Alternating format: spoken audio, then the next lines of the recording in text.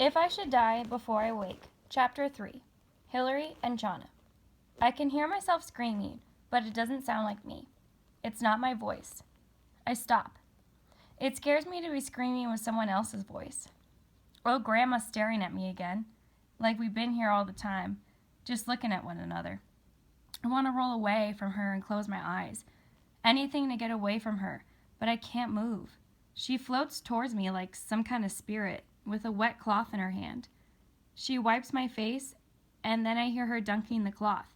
I hear the water running off it as she lifts it up again. And I think of me and Etra, dunking our undergarments into our bucket. I don't feel so good. Hey, Grandma, get me that Dr. Hamburgerstein or nurse or something.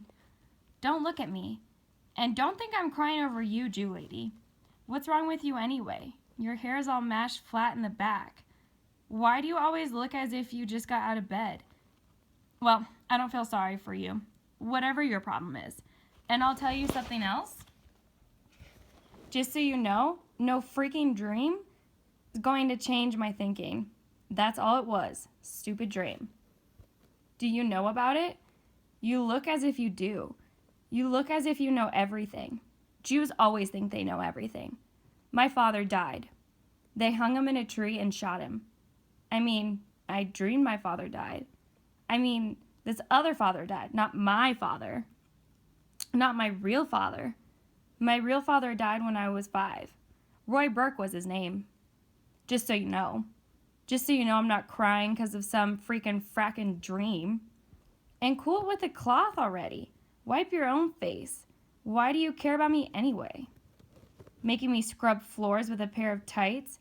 I can tell you that never happened in real life. No one controls me like that. No one. What's that? Hear that? That's my mother. I can pick her tippy-tappy footsteps out anytime. Yeah, you hear that? Those are her bracelets. She must have 100 of those cheap pieces of tin clinking around her arms. Oh, and she's got this big old zircon ring. If she touches you with that thing on, watch out. Her rings are always too big for her fingers, so they slip around to the palm of her hand, and then she taps you on the shoulder or something, and you're freaking bruised for life. Hillary? Baby? Hey, Grandma, get her out of here. I mean it. I don't want to speak to her. You know she'll blame this whole accident on Brad. It's so quiet in here. Just you and that other patient there. Both of you barely breathing. And all those bandages and tubes? Just look at you. Baby, can you hear me? Grandma, why can't I see her? Why do I see only you? Your face, your beautiful face. Will those bruises go away? You always had the most beautiful complexion. No acne, rosy cheeks, ruby lips, silky blonde hair. Before you shaved it off, that is. You were just like Alice in Wonderland, remember? Couldn't they wipe off that blood? Baby, can you hear me? I'm here, right by your side. So, what's she want? A freaking standing ovation? It's all show. She's coming to see me. She doesn't care. I brought you something. It's a book. Well, it's my Bible. You can't exactly read it yet, I know, but I can read it to you. See?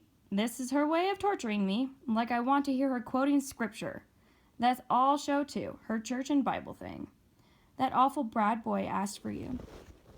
I tell you because I'm a good Christian woman, and I won't tell you any lies or keep anything from you, but that boy's got nerve. Won't come in here, himself. No, not into a Jewish hospital. Shows how important he thinks you are. No guts. That's what it is.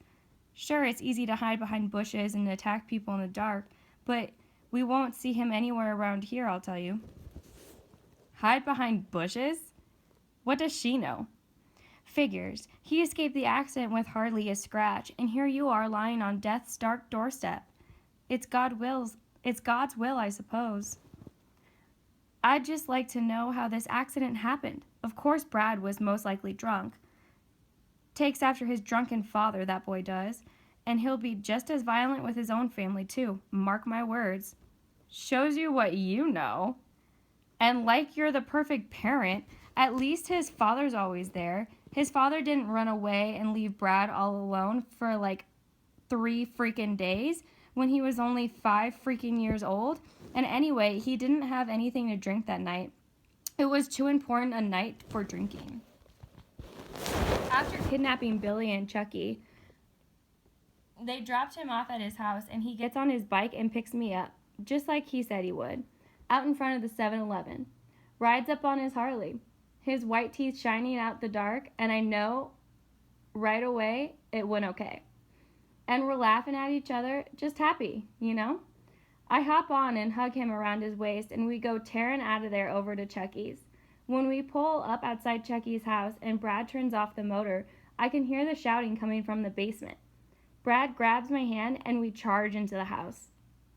The shouting's louder now, and it's like that first night when I joined the Warriors, because they're going to initiate another girl into the group and everyone's real hyped.